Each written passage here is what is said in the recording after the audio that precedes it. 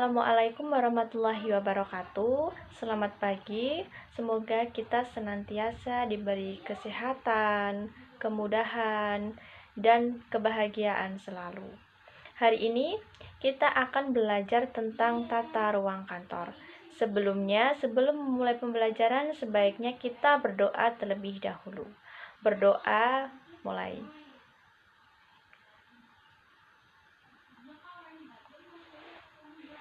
Berdoa selesai. Baik, jadi hari ini kita akan belajar tentang tata ruang kantor. Yang mana yang pertama kita akan belajar terkait dengan apa itu pengertian tata ruang kantor, kemudian hal-hal apa saja yang harus diperhatikan pada tata ruang kantor, kemudian ada tujuan tata ruang kantor, kemudian ada asas-asas tata ruang kantor, kemudian jenis-jenis tata ruang kantor, serta faktor-faktor yang mempengaruhi tata ruang kantor. Baik, langsung saja kita belajar yang pertama, yaitu terkait dengan pengertian tata ruang kantor.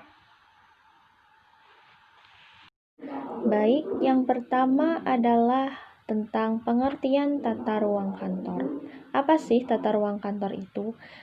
Pasti yang ada di pikiran kita terkait tata ruang kantor itu penataan ruangan yang rapi, penataan ruangan yang sesuai, atau penataan barang-barang yang ada dalam ruangan tersebut. Nah, jadi tata ruang kantor itu bisa disebut juga dengan istilah office layout atau layout saja. Pada dasarnya, tata ruang kantor adalah penentuan kebutuhan ruang untuk menyiapkan susunan yang praktis dari faktor fisik yang dianggap dibutuhkan bagi pelaksanaan kerja di perkantoran. Nah, jadi tata ruang kantor adalah pengaturan dan penyusunan seluruh mesin kantor, alat perlengkapan kantor, serta perabot kantor pada tempat yang tepat, sehingga pegawai bisa bekerja dengan nyaman, baik, bebas, dan leluasa untuk bergerak. Hal tersebut tentunya akan tercapai efisiensi kerja. Nah, dari pengertian tersebut itu dapat dua rumusan yang berkaitan dengan pengertian tata ruang kantor. Yang pertama bisa sebagai penataan kantor sebagai penyusunan alat perlengkapan dan perabotan pada luas yang tersedia. Kemudian, penataan kantor adalah penentuan tentang berbagai kebutuhan ruang dan penggunaan secara detail dari sebuah ruang. Hal tersebut bertujuan untuk penggunaan suatu susunan yang praktis dari berbagai faktor pelaksanaan kerja perkantoran dengan biaya yang seminimal mungkin. Nah, kemudian ada hal-hal yang perlu kita perhatikan dalam tata ruang kantor. Untuk menata ruang kantor tersebut perlu diperhatikan berbagai hal berikut. Yang pertama, penataan ruang kantor sebaiknya bisa memperpendek jarak tempuh antara satu bagian ke bagian lain, sehingga dalam pelaksanaan pekerjaan kantor bisa ditempuh dengan singkat dan lancar. Maksudnya, antara satu bagian dengan bagian lain sebaiknya tidak terlalu sempit atau berhimpitan. Jadi ketika kita sedang melaksanakan pekerjaan di kantor, kita dapat melaksanakan dengan leluasa tanpa berhimpitan dengan teman kerja kantor yang lain. Jadi akan lebih bersingkat dan memperlancar pekerjaan kita di kantor. Kemudian semua ruangan harus digunakan secara efisien. Kemudian penataan dari sebuah ruang kantor biasanya sebaiknya bisa untuk mempermudah pengawasan terhadap suatu pekerjaan supaya pekerjaan tersebut bisa berjalan dengan baik. Seperti penataan kantor yang memperpendek jarak tempuh sehingga kita bisa leluasa dalam melakukan pekerjaan agar pekerjaan bisa berjalan dengan baik. Kemudian, penataan dari ruang kantor harus memperoleh kesan yang baik dari pihak luar pada saat mereka berkunjung ke kantor tersebut.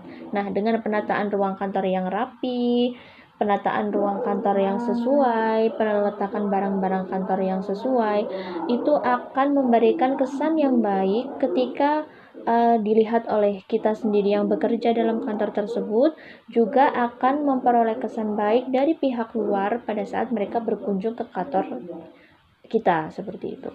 Kemudian, penataan ruang kantor sebaiknya dirancang dengan susunan tempat kerja yang bisa diubah sewaktu-waktu jika dibutuhkan.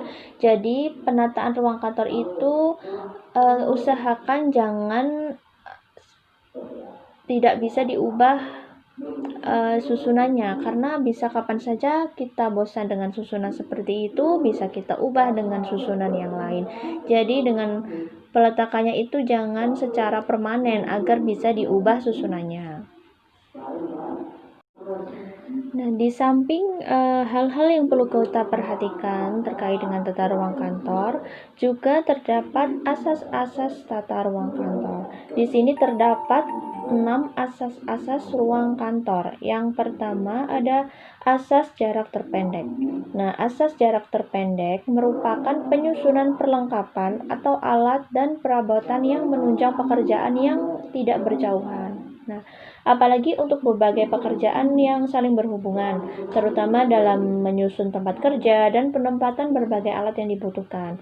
Jadi asas ini dapat memungkinkan proses penyelesaian pekerjaan itu bisa dilaksanakan dengan singkat atau dengan waktu yang efektif. Kemudian, ada asas rangkaian kerja. Menurut asas ini, tata ruang yang baik adalah menempatkan para karyawan dan alat-alat berdasarkan dengan rangkaian yang sejalan dengan urutan penyelesaian suatu pekerjaan. Nah, asas ini adalah kelengkapan dari asas mengenai jarak terpendek.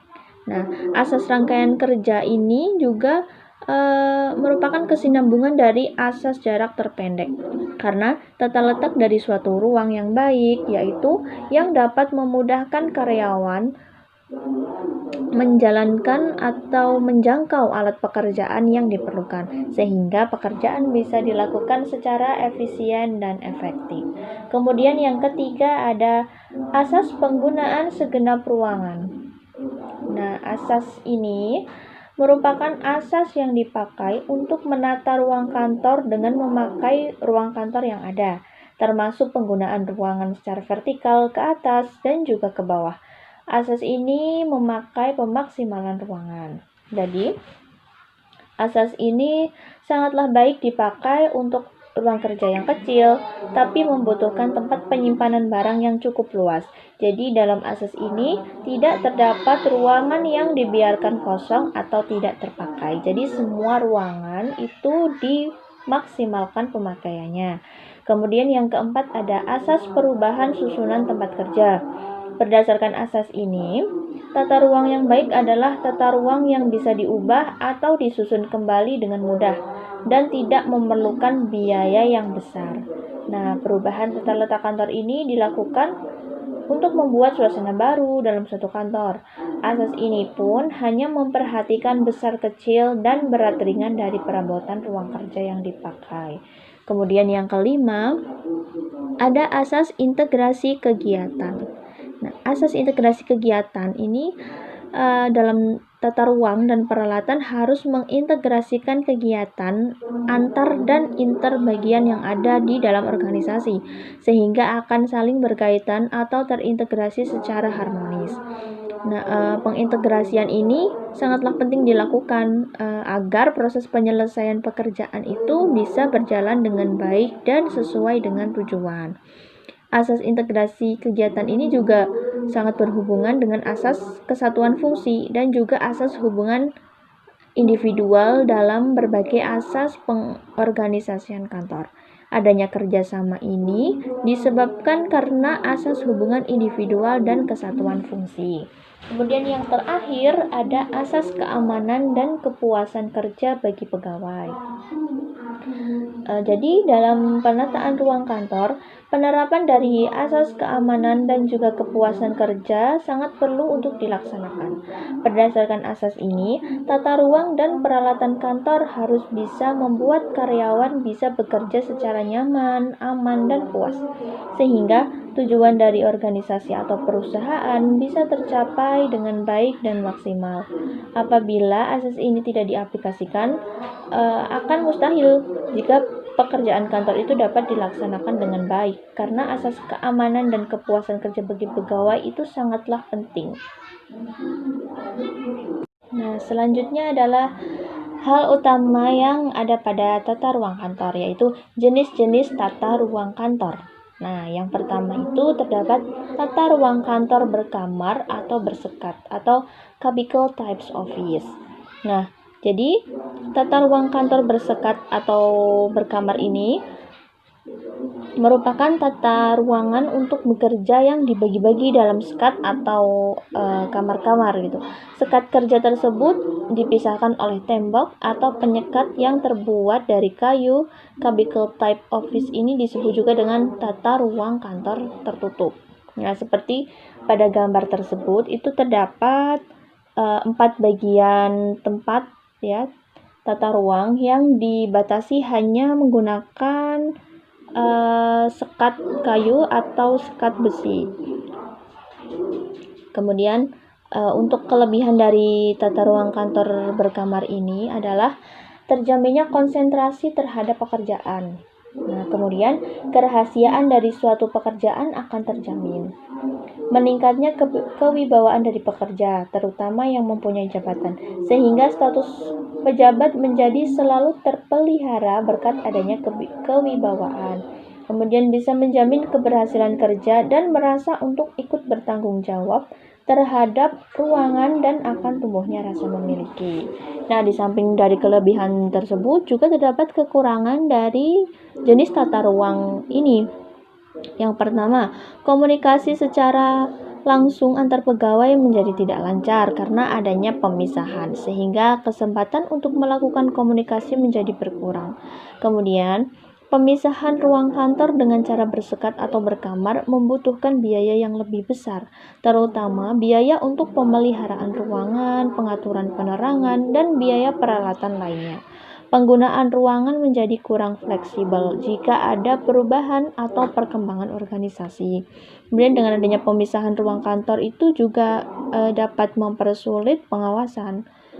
Dan dengan tata ruang kantor seperti ini juga memerlukan ruangan yang cukup luas juga. Kemudian selanjutnya ada jenis tata ruang kantor terbuka. Jadi sebelumnya itu termasuk tata ruang kantor tertutup, yang ini termasuk open plan office. Nah, jadi tata ruang kantor terbuka merupakan ruangan besar untuk bekerja yang ditempati oleh beberapa karyawan yang bekerja secara bersama-sama di ruangan tersebut tanpa adanya pemisah atau penyekat seperti contoh jenis tata ruang kantor yang pertama itu kan terdapat penyekat antara tempat satu dengan tempat yang lain.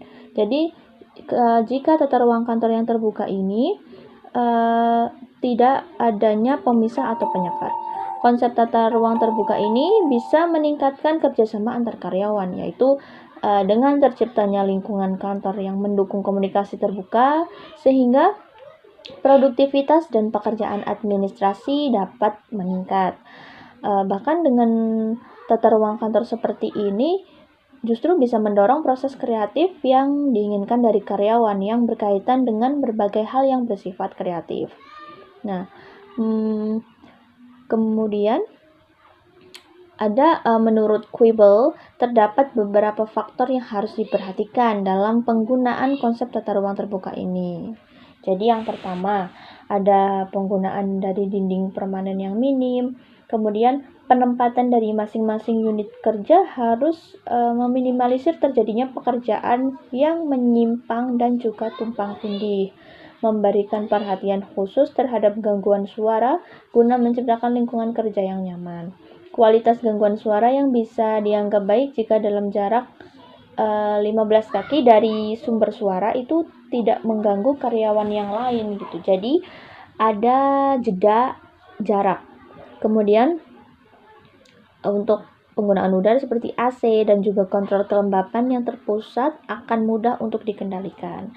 Pola warna dan juga pengaturan furniture yang tepat akan menjadikan suasana dan lingkungan kerja yang kondusif bagi karyawan. Penggunaan panel atau meja kursi yang portable akan menyediakan privasi dan menambah estetika area tersebut. Nah, dari beberapa banyaknya fungsi tata ruang kantor terbuka, di sini juga terdapat lagi kelebihan dari tata ruang kantor yang terbuka. Yang pertama akan memudahkan proses pengawasan. Jadi jika tata ruang kantor yang tertutup itu proses pengawasannya akan sulit karena terdapat sekat-sekat batas. Namun di tata ruang kantor terbuka ini akan lebih mudah pengawasannya. Kemudian untuk pengaturan cahaya, udara, pengaturan warna, dan juga dekorasi akan lebih mudah.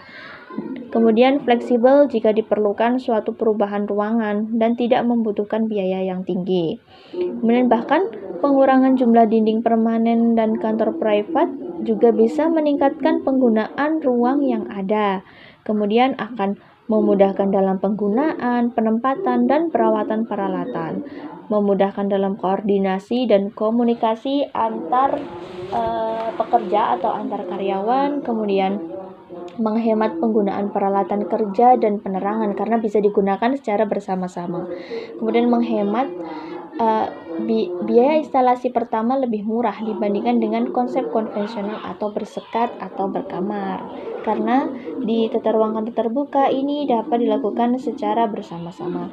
Nah, namun dari kelebihan-kelebihan tersebut tetap saja terdapat kekurangan dari tata ruang kantor terbuka ini. Yang pertama, kebisingan atau kegaduhan kemungkinan dapat terjadi karena tidak adanya sekat atau batas antara satu karyawan dengan karyawan yang lain. Kemudian, karyawan akan sulit melakukan pekerjaan dengan penuh konsentrasi karena dalam tata ruang kantor terbuka ini setiap orang dapat melihat orang lain yang mondar-mandir, kemudian tamu yang datang, suara-suara karyawan yang lain, dan sebagainya. Jadi hal tersebut kemungkinan akan membuat konsentrasi karyawan sulit untuk melakukan pekerjaan. Kemudian batas kedudukan antara bawahan dan juga pimpinan tidak nampak jelas karena di situ terjadi terlihat kesamarataan dari tata ruang kantor terbuka itu. Kemudian sulit untuk merahasiakan pekerjaan yang sifatnya rahasia, itu sudah pasti. Kemudian kemungkinan adanya tumpukan berkas dan pekerjaan lain, sehingga akan mengakibatkan pemandangan yang kurang enak dipandang. Kemudian kurang efektif bagi karyawan yang memerlukan konsentrasi yang tinggi, seperti Departemen Administrasi Keuangan. Ya, yang ketiga ada jenis tata ruang kantor berhias atau berpanorama atau landscape office. Nah, tata ruang kantor berhias atau berpanorama adalah ruangan yang digunakan untuk bekerja yang berhiaskan oleh tanaman, dekorasi, dan lain sebagainya. Bentuk dari ruangan kantor berhias ini mengusahakan supaya lingkungan ruangan kantor ini nampak seperti pemandangan alam terbuka dan benar-benar seperti lingkungan yang nyaman, menyenangkan, dan ekonomis dalam pemanfaatan ruangan. Nah, dari keindahan tata ruang perkantoran ini terdapat beberapa kelebihan dari tata ruang kantor berhias. Yang pertama, para karyawan akan merasa lebih betah dan nyaman bekerja. Kemudian yang kedua, kantor menjadi terlihat lebih segar. Hal ini dikarenakan ada pemandangan yang hijau dari tanaman-tanaman yang terdapat di situ. Kemudian, ketegangan syaraf akibat bekerja dapat dihindari atau berkurang. Dari melihat pemandangan tanaman itu dapat membuat lebih fresh otak kita gitu. Kemudian apabila terjadi sesuatu, misal kebakaran, maka akses keluar menjadi lebih mudah dan cepat. Kemudian kebisingan dan juga kegaduhan bisa berkurang dan dihindarkan. Kemudian produktivitas kerja menjadi meningkat karena pekerjaan dilaksanakan secara efisien, sehingga tujuan dari organisasi dapat tercapai dengan mudah. Kemudian, tidak memerlukan lampu dengan pencahayaan yang tinggi karena sudah terbantu dengan cahaya yang berasal dari luar ruangan. Jadi, cahayanya itu untuk lampu tidak memerlukan pencahayaan yang tinggi karena kita sudah mendapatkan cahaya alami dari luar. Dan dari kelebihan tersebut juga terdapat kekurangan dari tata ruang kantor berhias ini. Nah, jadi yang pertama, kekurangannya untuk membuat tanaman dan dekorasi itu juga dibutuhkan biaya yang cukup tinggi. Kemudian keadaan cuaca juga dapat mempengaruhi kinerja. Misal, jika hujan yang disertai dengan petir, otomatis juga akan mengurangi konsentrasi dari para karyawan. Justru karyawan dapat merasakan rasa takut karena adanya petir atau hujan yang lebat. Kemudian yang ketiga ada biaya dari pemeliharaan dan perawatan juga cukup tinggi. Ya, hal tersebut dikarenakan karena tidak hanya di dalam ruangan saja yang membutuhkan pemeliharaan dan perawatan, namun juga di luar ruangan. Kemudian membutuhkan tenaga ahli yang tidak murah juga, serta konsentrasi juga dapat berkurang apabila terdapat sesuatu di luar ruangan. Contohnya seperti ketika kita sedang fokus bekerja dalam ruangan tersebut, kemudian di luar terdapat orang yang sedang melakukan apa, kemudian atau terjadi sesuatu di luar seperti kebakaran, seperti apa, akan mengganggu konsentrasi kita. Kemudian yang terakhir ada jenis tata ruang kantor gabungan atau mixed office. Nah, tata ruang kantor gabungan adalah tata ruang kantor yang merupakan sebuah gabungan antara bentuk tata ruang kantor yang sudah dijelaskan sebelumnya. Jadi, tata ruang gabungan ini perlu untuk mempertimbangkan karena ketiga bentuk tata ruang yang sudah dijelaskan tadi itu mempunyai kelebihan dan kekurangan masing-masing. Nah, untuk mencegah atau mengurangi kerugian yang ditimbulkan bisa dengan cara menciptakan mixed office. Nah, jadi terdapat pembagian tata ruang kantor menjadi beberapa bagian. Yang pertama ada tata ruang pribadi atau private office. Nah, tata ruang pribadi ini bisa digunakan dengan berbagai macam alasan seperti menunjukkan prestis dan status, misal seperti ruang atasan. Selain itu, pegawai juga membutuhkan private office jika memerlukan ruangan yang sepi untuk dapat berkonsentrasi dalam melakukan pekerjaan. Selanjutnya ada tata ruang antar bagian atau general office area. Nah, area ini lebih banyak disukai dibandingkan dengan private office area. Hal ini disebabkan karena biaya yang dibutuhkan untuk membuat private area dirasakan lebih mahal. Kemudian, di kemudian hari bisa terjadi adanya perubahan layout atau susunan. Kemudian, keterkaitan pekerjaan pelayanan terhadap administrasi cukup tinggi. Kemudian juga terdapat asas kebersamaan yang cukup tinggi dan memudahkan pengambilan keputusan dari bawah ke atas. Nah, kemudian ada service area, dan area ini tuh biasanya adalah tempat yang kotor dan juga berisik, misal seperti ruang dapur, kafe, ruang fotokopi, toilet, dan ruang percetakan. Kemudian ada storage area. Area ini digunakan untuk menyimpan berbagai jenis barang, misal seperti bahan mentah, barang setengah jadi, dan barang jadi, serta ruang arsip. Kemudian ada private office area yang sudah dijelaskan sebelumnya. Area ini pada umumnya itu akan dimiliki oleh setiap kantor, contoh seperti ruang rapat atau ruang konferensi, ruang tamu, dan juga ruang pelatihan. Nah, dari beberapa penjelasan tadi terkait dengan jenis-jenis tata ruang, kemudian tentang kelebihan dan kekurangan jenis tata ruang, di sini juga terdapat faktor yang berhubungan dengan tata ruang kantor. Nah, jadi terdapat beberapa faktor yang berhubungan dengan tata ruang kantor. Jadi faktor-faktornya itu ada cahaya, warna, udara, kemudian suara. Nah, yang pertama adalah cahaya. Untuk faktor yang pertama ini sangatlah perlu untuk diperhatikan dalam tata ruang kantor, karena cahaya ini merupakan penerang dalam suatu kantor. Jika tidak ada penerang, maka pekerjaan tidak akan terlaksana dengan baik. Tanpa adanya cahaya, pekerjaan kantor juga akan sulit untuk dilakukan, apalagi untuk ruang kantor yang sifatnya tertutup. Nah, cahaya ini terdiri dari dua jenis, yaitu cahaya permanen seperti matahari dan cahaya buatan seperti lampu. Nah, berdasarkan dari penelitian yang sudah dilakukan, itu menyebutkan bahwa cahaya matahari bisa menembus 5-7,5 meter dalam ruangan. Nah, jadi cahaya terbagi menjadi 4, yaitu yang pertama ada cahaya langsung dari lampu, kemudian cahaya setengah langsung. Biasanya cahaya setengah langsung ini dibuat suatu penopang lampu dengan kaca. Kemudian ada cahaya setengah tidak langsung, dan yang terakhir ada cahaya tidak langsung. Contoh seperti penerangan yang terbaik adalah cahaya yang tidak langsung karena akan dapat memelihara kesejukan mata. Kemudian yang kedua ada warna. Nah, Warna adalah faktor yang sangat penting untuk dapat mempengaruhi keadaan dari jiwa karyawan. Menurut para ahli, terdapat 3 warna pokok, yaitu merah, kuning, dan biru. Merah menggambarkan panas dan juga kegemparan dalam bekerja, serta bisa menimbulkan emosi. Kemudian kuning menggambarkan kehangatan matahari, merangsang mata dan syaraf, serta bisa menimbulkan perasaan riang gembira. Kemudian warna biru, itu juga menggambarkan kelembutan langit dan samudra, keleluasaan, menyejukkan, dan ketentraman. Pengaruh dari warna biru bisa mengurangi ketegangan otot tubuh dan tekanan darah. Nah, dari hal-hal tersebut, dapat kita simpulkan bahwa warna itu sangatlah berpengaruh dan sangatlah penting untuk dapat mempengaruhi keadaan dari jiwa karyawan saat bekerja di kantor.